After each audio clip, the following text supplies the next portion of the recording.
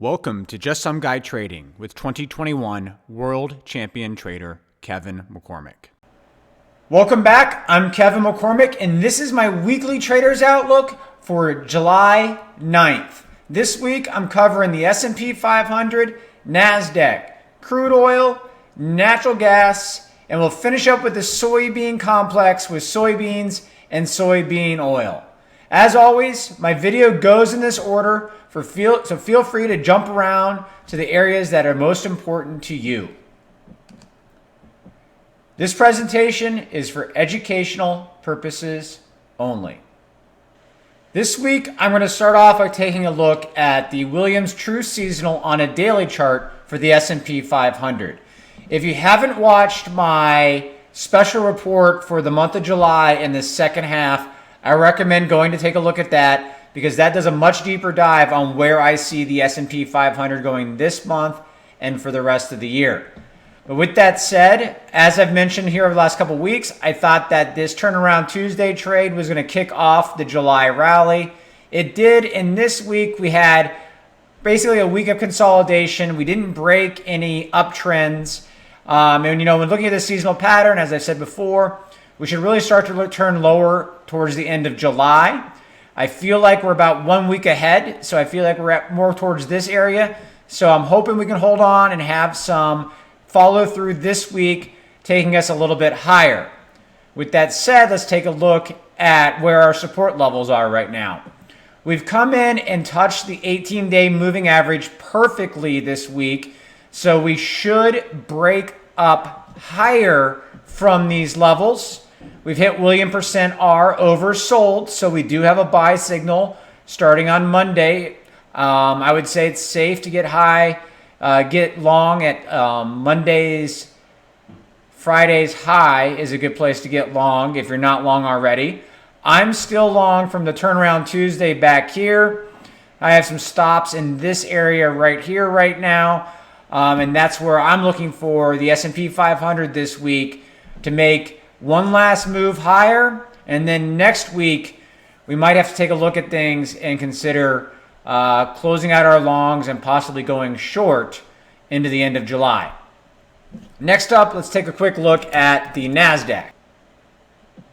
Okay, taking a look at the NASDAQ and the True Seasonal here as well, you can see that we're right in the area where we should start a rally in the NASDAQ right here, right now, continuing the trend higher that we have been experiencing. As long as the tech trade holds up, the NASDAQ should continue to make higher highs. If we take a look at the charts with the resistance levels, similar to the S&P 500, we're holding this 18-day moving average beautifully in the NASDAQ. Any considerable breakdown below the 18-day moving average or this will stop that I have here would mean that we may have started a correction in the NASDAQ. So just like the S&P 500 this week, we want to see if we continue to hold this trend higher and possibly go long the NASDAQ along with the S&P 500 this week. With that said, let's jump into the energy markets, starting with crude oil. All right, before we jump into the charts, I want to highlight, we're not doing a video on it this week, but it looks to me like the dollar is about to start a downturn. And if the dollar is moving higher, that means all commodities priced in the dollar should start making a move higher, helping put a floor in. That includes crude oil, gold and silver, and all of our grain markets out there. So we have the dollar decline giving us some wind in our back in the oil market. But here as well, I wanted to highlight on the Commitments of Traders report, commercials have gotten long once again. Not technically long, it's just the lack of selling by the commercials and producers in this market. In fact, this is the smallest short position they've had going back to 2016. A definite positive when it comes to the crude oil market. In addition to that, we've got some great DeMARK selling exhaustion signals. So let's take a look at that over on the next platform. 3, 2, 1. All right, now if we take a look at crude oil with combo and sequential, You can see here on a daily chart, we had this 13 back here that is still in effect. We've just recently cleared the high on the 13, but we'd expect more of a rally in crude oil. You can see we've held this area of support beautifully going back, to mid-March, this level of support at 66. So if you've heard me say before, I thought crude oil is going to trade in a range of 65 to 85. And I think we're getting ready to push back up towards 85. You can see here we have resistance around 82. The one piece of caution for this week is we're moving into a sell setup 9. So if we continue to have up days Monday and Tuesday, we might have just a quick pause. If we do get that pause, I think it's a great buying opportunity to enter into the crude oil market. The other key piece here with crude oil is I always love it when these DeMARK indicators for buying and selling exhaustion align.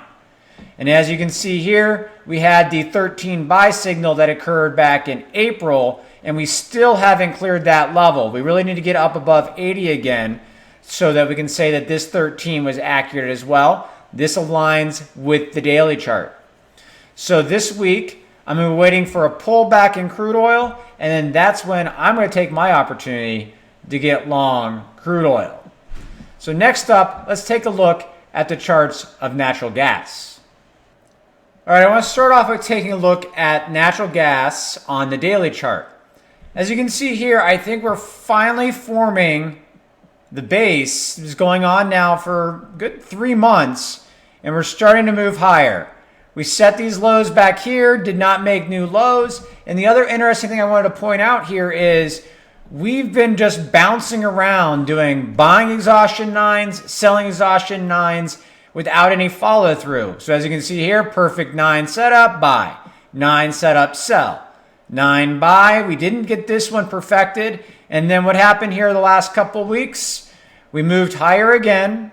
And now this week we're moving back towards a sell setup 9.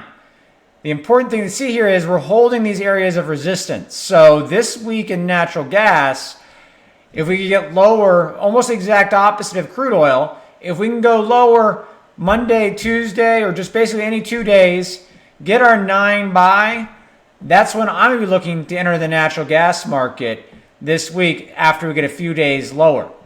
But before we get on to the next chart, let's take a look at the weekly chart for natural gas as well.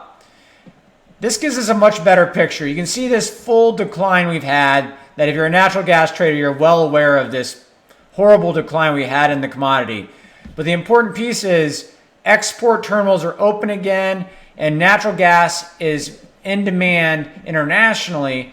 And you can see here that we've held these levels of support that were triggered by these 13 buy signals here on a weekly basis. Each one of these was a different level of support, and this one is still dotted. It's still in place. And this is really what you were seeing on the daily chart, is we're holding this level beautifully right here, and we're getting ready to make that move higher. From a pricing perspective, the future market is already much higher in natural gas. And as long as we continue to have a hot summer, demand for natural gas is going to increase. And this is why I think we should be looking for and taking buy signals this week after we get a little bit more of a pullback in natural gas. Now let's move on to the soybean charts. All right, before we jump into the soybean charts, I want to highlight, in addition to the technicals we're going to discuss, I think there's a fundamental disconnect right now with soybeans. There's too much of a range where corn and soybeans are not trading together. These fields are getting the same amount of rain. And the planting report that really caused this rally in soybeans, there's also a footnote in there about unplanted acres of soybeans and corns. So there could be a correction to the planting report coming in the future, which would be bearish, in addition to these technicals we're going to discuss right now. So on a valuation perspective, soybeans are now overvalued compared to gold, the bonds, and the US dollar. And as I mentioned before, we're looking for a decline in the US dollar. Sentiment-wise, sentiment is too high in soybeans. Contrarian view, a decline should be in the future. And then we finish up with the seasonal pattern. We're finishing up what should be the rally in soybeans, and a considerable decline for the rest of the year should be in our future. This is where fundamentals play heavily in the soybeans as well, because as we get a clearer understanding what the crops are looking like, we typically sell off as people feel better about this harvest coming in December. So what is our next move? If we take a look at the daily charts, we're currently in the oversold area. So I'm not really looking to press a short right now. But this week, if we can get a move higher back into the overbought area in the Williams %R, that's a good sell signal in my opinion. Or if this breakdown really continues and we have a whoosh lower that takes us below the 18-day moving average, could be an opportunity to go short there as well. But this week, when it comes to soybeans, I'm going to be focused on having one more leg higher, and that'll be my opportunity to go short. But let's take a look at bean oil next, because soybean oil might be the better opportunity to go short. All right, if we take a quick look at soybean oil here to finish up the weekly review, you'll see very similar pattern here. We're overvalued in soybean oil, just like soybeans. Sentiment, contrarian view here, time for a pullback.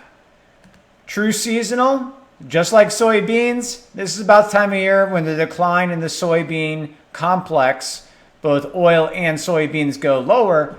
But the one piece that's interesting that we don't have with soybeans compared to soybean oil is on the commitment to trader report side, the commercials have gone to heavy sellers over the last 4 weeks, where they were net buyers during this entire decline. They have their positions they want now, and now they're sellers to the market at these higher prices. This is a big reason why I was saying on the soybean report that we might have a better opportunity to go short soybean oil instead of soybeans. Similar setup on a daily chart. We don't want to go short right now because we're clearly in the oversold area. So similar to soybeans this week, I'm going to be looking to see which one gives me the best rally and the best setup this week, because I'm going to be looking to go short either soybean oil or soybeans. Not both, because these trade together right now, and we want to have our proper risk management and not be too heavy on one position in the portfolio.